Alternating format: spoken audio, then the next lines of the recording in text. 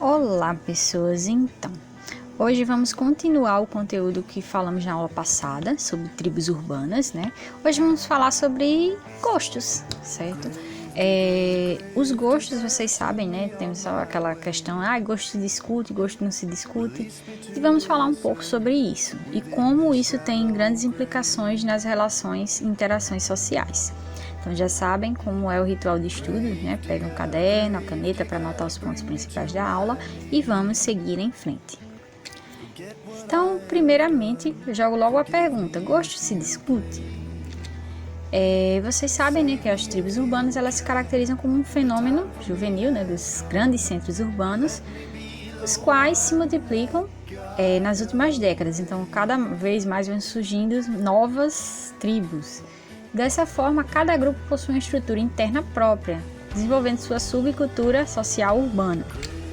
Então, isso é uma característica das tribos urbanas que nós já vimos. Então, cada vez mais surgem novas tribos, cada vez mais cada um com sua subcultura, suas ideologias, estilos e assim por diante. E o que é que vai se destacar dentro desses grupos? Vocês já sabem: hábitos, condutas, pensamentos, filosofia, vocabulário, preferências musicais, políticas, religiosas, maneira de se vestir, entre outros. Então são vários elementos que vão ser utilizados para constituir um grupo de uma tribo urbana. Eu trouxe a seguinte frase de um pensador, né, Júlio Alcai, que ele fala o seguinte: gosto não se discute, porém falta de respeito é inadmissível. Então se fala o seguinte, que o gosto, ele não se discute, porque é algo que é inerente a cada um indivíduo, né? E nós temos as subculturas, vocês sabem, dentro de uma grande metrópole sempre vamos encontrar as subculturas. E essas subculturas, elas têm as suas características próprias. Então, a partir do momento que você não se sente identificado por uma subcultura, você não é obrigado a fazer parte dela, mas também você deve ter o mínimo de respeito pelos indivíduos que compõem essa subcultura. Então, respeite as diferenças culturais, que já é o que estávamos comentando. A intolerância, né, ela é manifestada em virtude de uma generalização. O que seria a intolerância, né? Que seria essa manifestação em virtude de uma generalização apressada ou imposta pelo meio. Isso ocorre muito. Por exemplo, a pessoa é do grupo de hipster, um monte de gente com farnada, passa o dia tocando violão na praia, por exemplo. Isso é uma generalização. Você vai entender um indivíduo pelo grupo, porque talvez você tenha visto um indivíduo desse grupo fazendo isso, não necessariamente ele representa o grupo como um todo. O preconceito leva as pessoas a fazerem juízo de valor sem conhecer ou dar oportunidade de relacionamento, privando-as de usufruir de um grande benefício, aprender a compartilhar ideias com pessoas diferentes. Então, as diferenças culturais, elas são muito fortes, principalmente quando a gente fala de uma nação como o Brasil. Vocês vão encontrar em diferentes regiões do Brasil diferentes subculturas, certo? E essas subculturas, elas compõem sim tribos, apesar de não serem aquelas tribos que vocês estão acostumados, de hippie, punk, roqueiro, skinhead, por exemplo, mas estamos falando de subculturas dentro de um país. Então, em diferentes regiões do país vocês vão encontrar diferentes subculturas. E essas subculturas, elas muitas vezes podem sofrer preconceito. Pessoas que fazem parte desses grupos culturais podem sofrer preconceito. E esse preconceito, ele é danoso tanto para quem sofre como para quem efetua. Por quê? Porque vai impedir justamente o aprendizado e o compartilhamento de ideias com pessoas diferentes.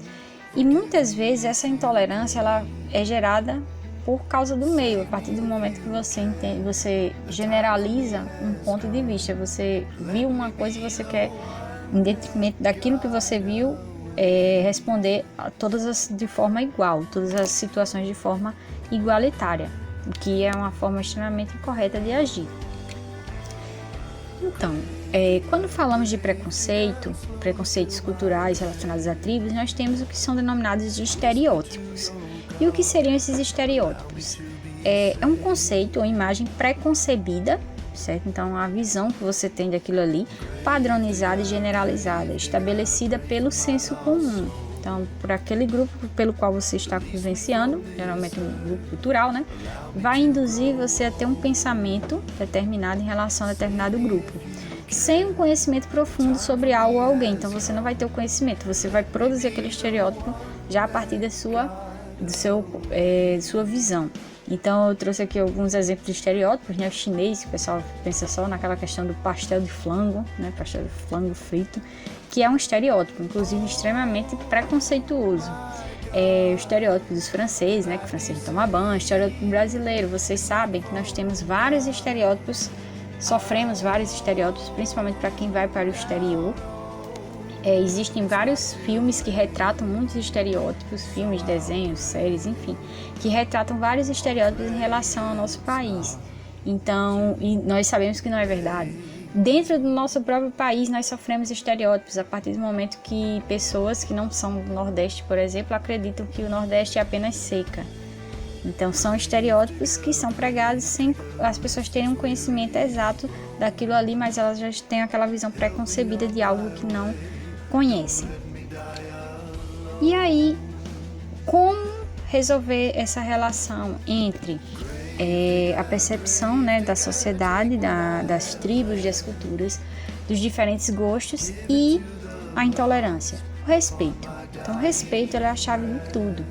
Lutar contra o preconceito é uma decisão que precisa ser encampada pela coletividade. Então, não é apenas um indivíduo tem que agir, todos têm que agir, né? Não é uma responsabilidade só de quem é discriminado. Também acredito-se, muita gente tem essa crença de que é algo que somente aquela pessoa que vivenciou que tem a obrigação de reagir quanto àquilo, mas não, é algo que tem que ser tomado, tem que ser reagido pela sociedade como um todo. Então isso é uma resposta da sociedade, do grupo, né, de indivíduos que vai ter que reagir, não somente grupos pertencentes àquela tribo, mas grupos que fazem parte da sociedade e que sabem que todos merecem o devido respeito. Então espero que tenham gostado da aula de hoje. Dúvidas, já sabem, podem procurar. Deixo vocês com a seguinte frase de Max Weber: o homem não teria alcançado o possível se, repetidas vezes, não tivessem tentado o impossível. Beijos, até mais. Tchau.